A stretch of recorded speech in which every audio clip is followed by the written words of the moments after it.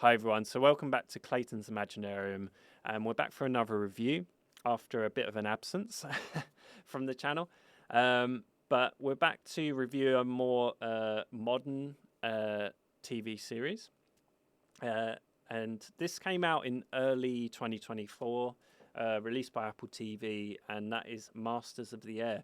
And this was made as a companion piece to Band of Brothers and the Pacific, both of which are very successful series, very well made, and especially more so Band of Brothers was pretty much that rare occurrence of having a perfect series with a real proper emotional punch to it, especially more towards the end of the series. Well, throughout the series, but I say towards the end because, it's revealed that the veterans that are being interviewed before the episodes start are actually being depicted in the series, and I think that just makes that series even more real. Like when you get to the end, and it's just an absolute powerhouse of how you can sort of pay respects to World War II veterans, but also just having such a well-made series. And the Pacific was also a very good follow-up. And I guess the question is this also a good companion piece to those two series that came before? And the answer is yes. I think this is also a great series. It doesn't quite reach the heights of the Pacific or Band of Brothers. Like I say, it's especially more so a Band of Brothers, it's always going to be very hard to even exceed that series. It's pretty much top tier. But it still does a great job of depicting, the war from the perspective of the airmen, especially more so from the 100th Bomb Group, who were tasked with flying the Boeing B-17 Flying Fortresses. And it just follows their journey throughout the war as they're targeting, German occupied Europe essentially in targets, and just essentially depicting, the progression of the war and showing you different perspectives from different characters. Very much similar formula to Band of Brothers in the Pacific, where you'll have your main leads or your primary leads, but then on the odd occasion with different episodes, a supporting character might then lead that episode and they show their story, and it's very similar formula. But really the primary leads in this are Austin Butler and Callum Turner, who both do a really great job of leading the series. But there's a tremendous supporting cast in this, and I think the series does a really great job of also depicting the great loss that they experienced. They lost so many, airmen during World War II. It was just an astronomical number, But they do a really good job of kind of depicting, the different tactics of sort of the US, Air Force compared to the Royal Air Force, basically.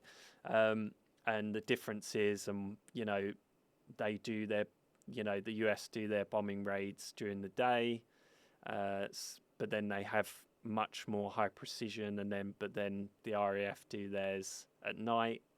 But it means like their precision bombings aren't sometimes as successful because it's dark, and so they sort of depict the different tactics and what sort of that leads to as well. But so there's different little subtle things like that, and they also show really well the kind of different perspectives of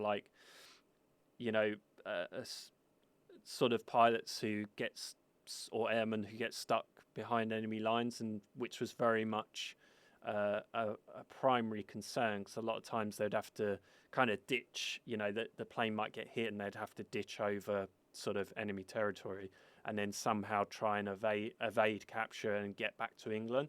So they depict that really well in this series. And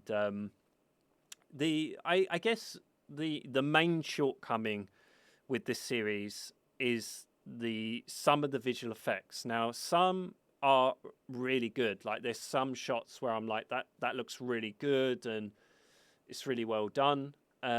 There's other shots where you can tell they probably needed a bit more time to, do a bit more rendering and a bit more passes on perfecting the effects and some of the CGI as well.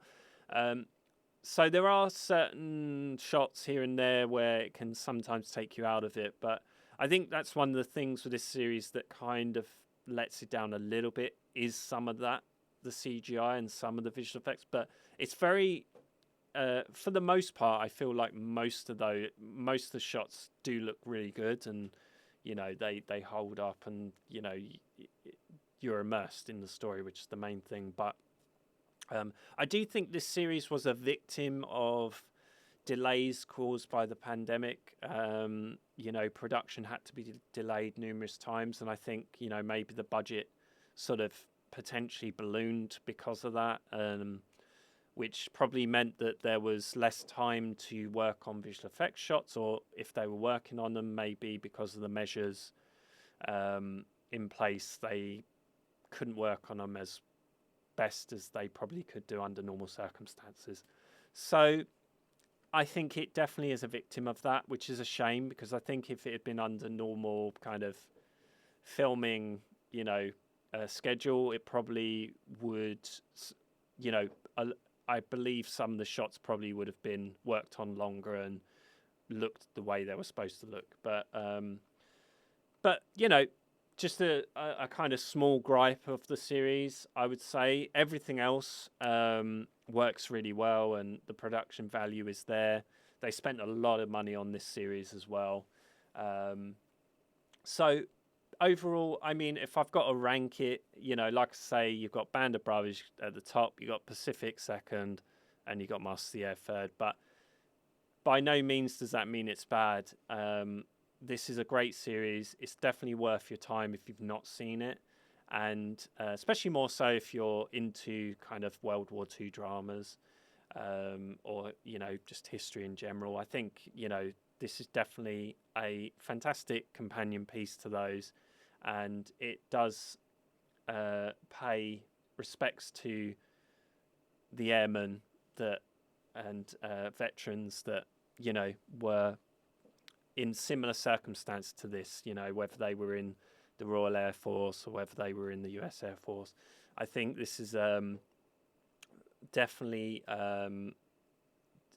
pays respects and the series does pay respects to them in the sense of like depicting the events realistically, and also there's nothing in this where it feels too over the top, or it's very grounded and does depict events realistically, and that's what you want. You want to sort of do at least show events and do it justice for people who actually went through this and through World War II. So I think it does, like I say, it does a very good job of that. And yeah, absolutely. So yeah, I guess if I had to rate it, Band of Brothers for me would be like a 5 out of 5. The Pacific maybe a 4.5 out of 5, and this would be like a 4 out of 5. There's very little difference in between. It's just I feel like this would be, not that the rains matter, but because I still highly recommend this series. Yeah, so if you enjoyed this review, hit that like button. Consider subscribing to the channel. It would be great to have you part of this collective. I've got much more reviews to come. It's kind of a mix of older films and then more modern films or series, and so yeah, it'd be great to have you as part of this community. But yeah, until next time, I will see you again soon. Take care, guys.